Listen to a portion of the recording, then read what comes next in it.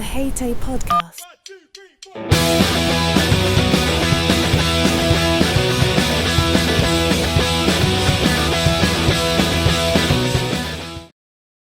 Hello and welcome back to the H.A.T.A.E podcast with me, Benjamin Madel. And today we're joined by our guest from Disbeaute.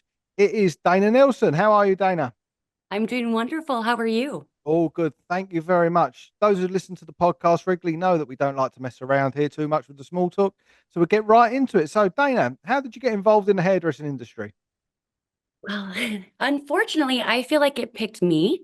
I was the 6-year-old that would take my mother's food coloring and put a rainbow on one side. And I did, cut and color all my Barbies also. So I feel like the industry really picked me. It came from a very early age then. So, Yeah. at what point then? So, obviously, you went through school, etc., etc. Then you left school. Did you go into sort of an apprenticeship, or was it cosmetology school, or how did you then get about becoming a hairdresser? Yeah, so I still remember the day when I was a senior and I looked into hairdressing. I was a nurse and I'm like, "Ugh, I think this is really my calling." And my guidance counselor gave me a number of $13,000 a year. So that was kind of something that was a very big pain point with my family. So I feel like I didn't just start into hairdressing. I feel like I really had to advocate for myself that I could really make a career out of it. So I chose to move 8 hours away and go to the Aveda Institute in Minneapolis. I heard such wonderful reviews, and I really wanted to show something different, especially to my parents. Don't mean to say that, but that hair can be something different, and I could do more than that $13,000 a year. Yeah, it's a big issue, isn't it, with hairdressing, especially for those. I mean, both of my parents are hairdressers, so I got to see a different side of things. But that is a big issue of this idea of it just being a low paid industry. Sort of going into things as we both know, you can earn a lot of money at hairdressing. There's not many people that can sort of work a couple of days a week and clear 5 figures a month. But there's a reasonable amount of hairdressers that do that. How do you think we can go about changing that perception, especially with schools and things like that? And like you say, guidance counselors. I think we need to go out and sort of get into that a little bit more, don't we, as an industry? I don't know what you think about that.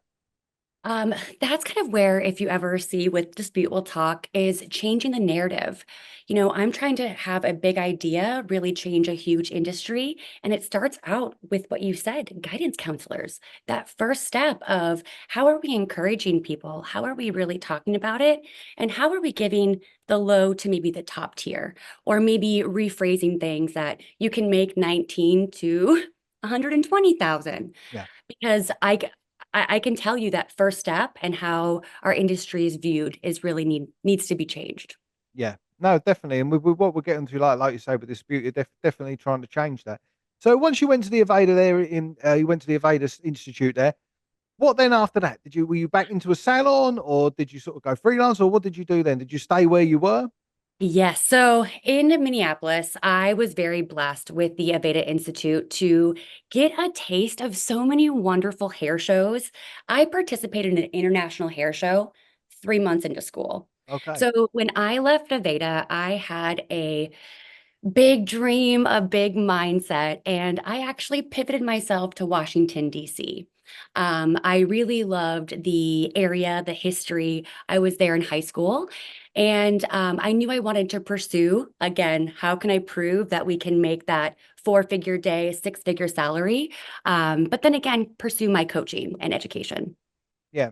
Was that once again with Aveda? Was that you moved when you moved to DC? Yes. So I've been with Aveda pretty much my whole career, and I found a Aveda salon that had 3 chains that I was there for 7 years, and we built up such an amazing coaching program, and we really had this beautiful, friendships, co-working, professional relationships, and we made some really amazing hairstylists. Yeah, it's a brilliant company like that, Aveda, isn't it? They do tend to they tend to build the individual up as well, don't they? Which I find that sometimes isn't perhaps the case. That I would say is why I have kind of stuck with them, and they will always be my little, person that gave me the push. But they teach you the science of hair They teach you the science of color. And as I was a coach through them and working through them as a corporation, I caught myself saying, hey, hairdresser, do you know that you're doing chemistry right now? Do you know that you are doing geometry? To really empower them versus, I hate to say this, but sometimes we don't get empowered and Yep. hairdressers don't feel as smart. I hate saying that word out loud, but I truly feel that Aveda, with their education, really tries to build that confidence, build that knowledge, and it's something I will always hold dear. Yeah, absolutely. When anyone I've ever spoken to from a Vader, and they're not sponsoring the podcast or anything like that, it's, Yeah. we're not just trying to get a few quid in here, but no, it is. Whenever you've spoken to anyone, there is that very much. It is seen more as a profession. Mhm. You can tell by the language that people that have worked with a Vader and worked with the company use. Hairdressing is a profession, like you say. You're talking about geometry, you're talking about chemistry, you're talking about sort of things that people would not really associate with hairdressing because of the way we allow the industry to be perceived. It gets dumbed down. We're not doing geometry when we're doing 90 degrees, or we're not doing that, are we? And we're not doing chemistry when we're sort of creating different levels of peroxide, mixing it with other chemicals in order to achieve an outcome. That's not chemistry, that's just something else. But really it is chemistry, of course. But that's something that yeah, as we've spoken to before, I think we need to sort of change that. We need to sort of start to create this sort of professional language, and in a professional language also that's relatable to the clientele and to customers as well. Because it's one thing us talking about, oh, we're doing this wonderful graduated bob and we take this angle, this section, that. To a client, that means nothing. But people know what geometry is and they know what chemistry is, don't they? It's something that we need to bring in a lot more.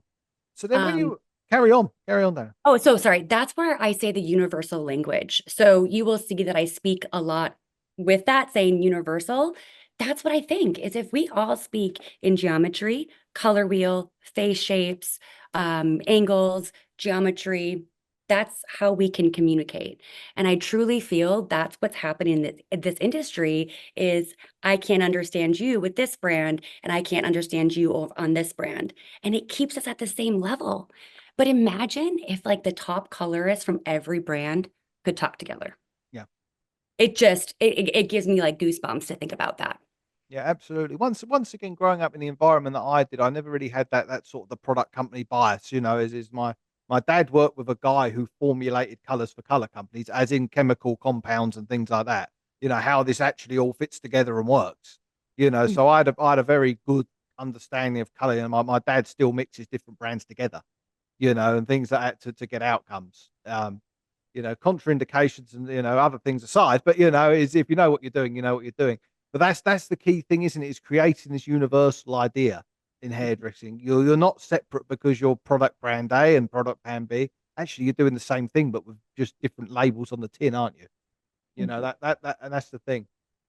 And sorry, I feel like you've been like in my brain lately.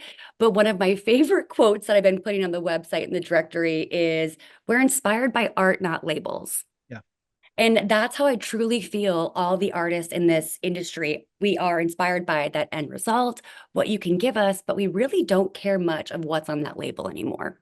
yeah, absolutely. So then, when you were there, you finished up in DC. You're back in California now, are you? Was that a direct route, or did you go higher elsewhere? So I when I was in DC, I ran into that 7 year, itch, whatever you want to call it, where I knew I needed to shift. But I was 28 and I was already feeling the aches and pains. So I was actually looking for the next thing in my career, which I think a lot of us go through at that 10-year mark. We start to feel it and we know we need to pivot. So I actually moved to Scottsdale, Arizona, and I kind of joke that I retired. But what I really got to do is look at myself as a hairdresser, where I wanted to go, and find things that were really aligned with that. So I found myself working at a resort. And this resort, I can kind of toot its horn. It was a $7 million spa. And the salon was the little portion. So I found myself help building the salon aspect, but then realizing that other barrier, skin, massage. Wow, you guys consult with the same people. Your consultation I like it. I want to pull some of it into mine.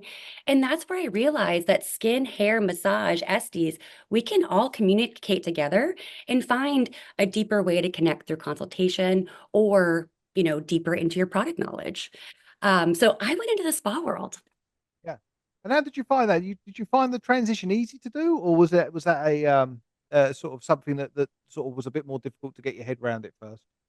So I went from a booth rental stylist, into a corporate resort, and it was really fun to find my professionalism, taking that Aveda.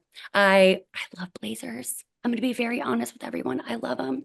So I got to really find my director side. I got to go to P&L meetings, and I would say they were very graceful with me to introduce me into a different world.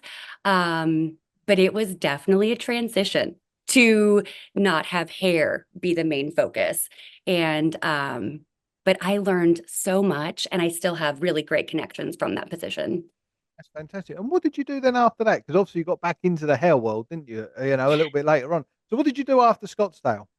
So the fun thing about me is I like to say jack of all trades, surprise under these sleeves.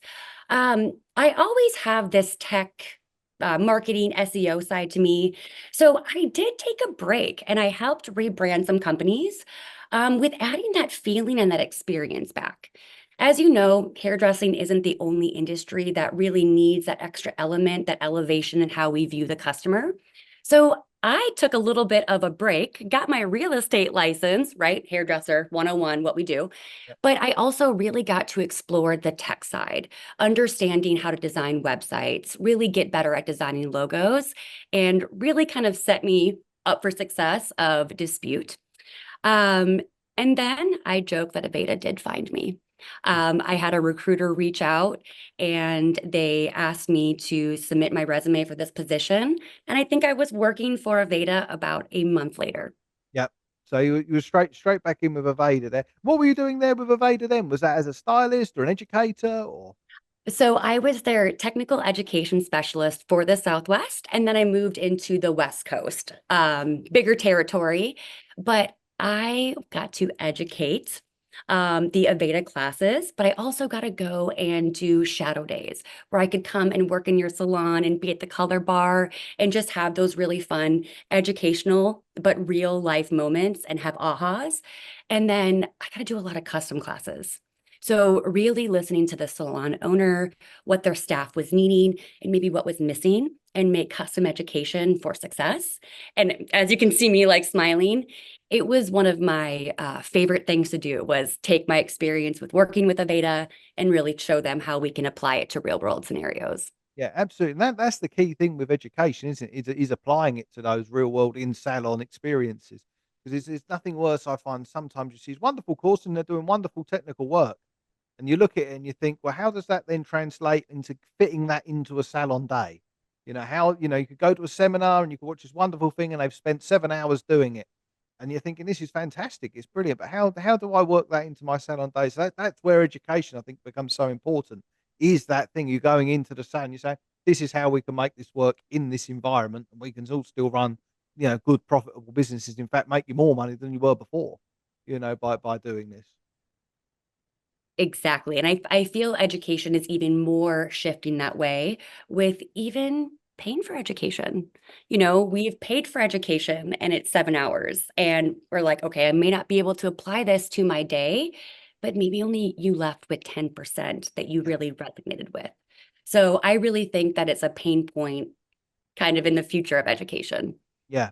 No, no, no, certainly. So then after that, you sort of now you've got is that bringing us up to date there where you were with Yes, we're Aveda? getting we're getting to the end. We're getting there. We're getting there. I know where we're going, but some people don't. Most of the people listening won't. So yeah, so it's yeah. So you did that with Aveda.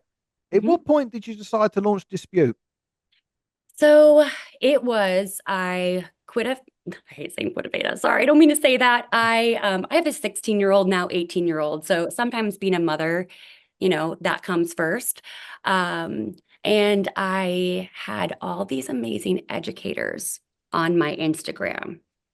And I kept looking at them and kind of seeing these people. And one day I had a shower thought And I said, I feel like with my background, like my tech, my people, that I can make something that can actually take this content they give for free, their hard work hours, their value they give behind the chair, and I feel like I can make a second income.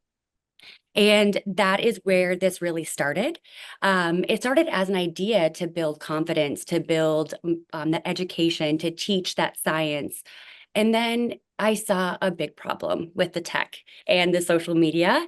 And I noticed that we're the ones who are making certain platforms look really good. Our content is the most edited, beautiful transitions, before and afters that a lot of people really look forward to. I mean, beauty tips and tricks, let's be honest, like people, Yeah. Facebook, Instagram, TikTok, they love it. And we are getting paid pennies for it. So, I had this idea. I talked to a friend and she told me the payout that these social media companies were giving for content. And that's what really drove home that there needed to be a change. So, Dispute came from really disrupting the barriers that are set from brands to licensures, but also how social media companies are taking advantage of us. They give you a blue check, sorry, to make Yeah. you feel a certain way, while they're profiting hundreds of thousands of dollars on your content and ad revenue, Yeah. and you're getting $1,200 a month. Yeah. The blue tick doesn't quite pay the food bill, does it? It's yeah. It is. It's an interesting concept, like you say. With that, is we as an industry now, I really don't know the numbers, but I'd like to find out how much content on social media is hair and beauty related.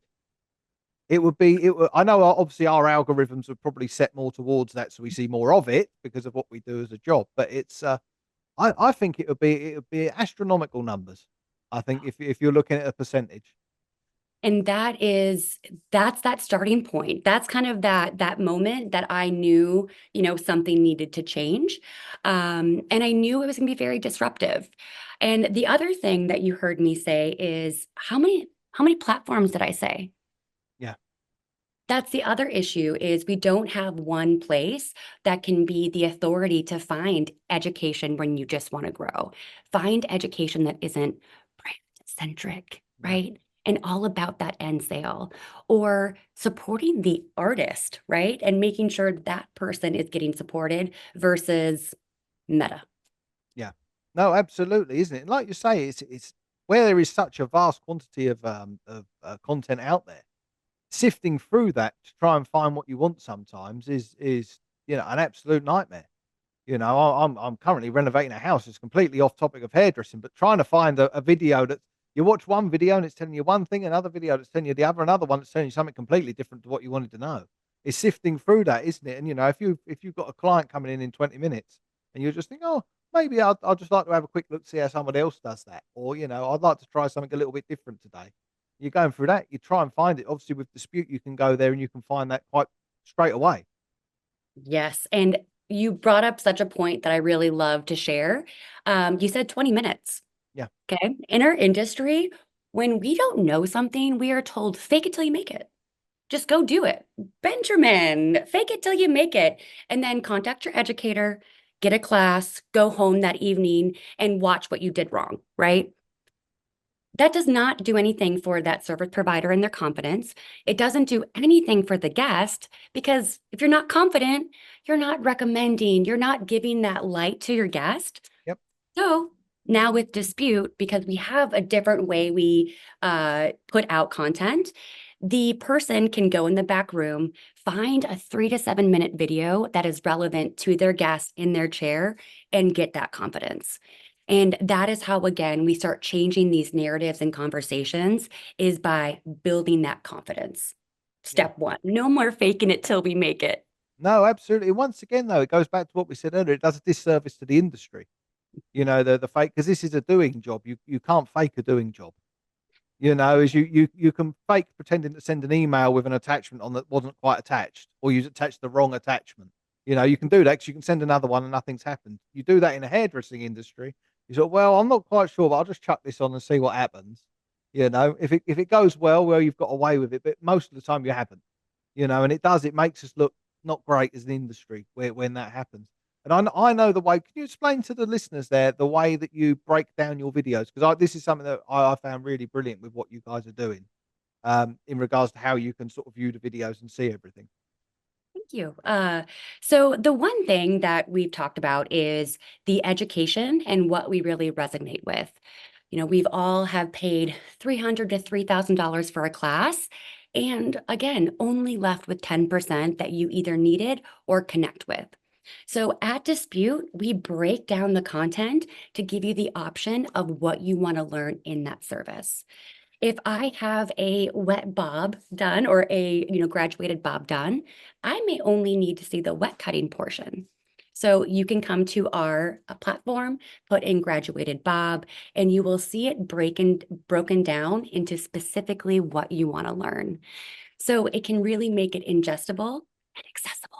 Yeah. No, that is a really brilliant thing because, like I said, everything is as hairdressers as well. I feel that our attention span doesn't go as far. I think most people actually, but certainly as a hairdresser, your attention span doesn't go as far as right. I'm going to watch a whole hour, and you Mhm. can't concentrate that long on everything. It's fantastic. You break it down into those little bits, and like you say, it's getting to that bit that you need to know. Oh, I really like you saying graduated boy. I want to. How would I blow dry that to look like this? Ex- Bang. I know how to cut the bob, mhm. but how do I make it look like it's sort of got a bit of a beachy wave to it? Bang. You can go to that section. You don't need to see the first bit. Second bit, you can see how to finish the product there. And on that note, I think the power that the learner will have of, well, I want to know how to do that wet style, messy, curly texture. And now you can purchase it from 5 different educators all over the world using different brands. Yeah, And that I think is going to be really huge for that learner. The confidence is really empowered to say, I'm going to go buy 5 videos on how to style bobs. yeah, And I think that's going to be really unique. And again, changing that conversation of how we can truly be viewed like engineers. yeah. No, absolutely. And how much are people having to pay per section there?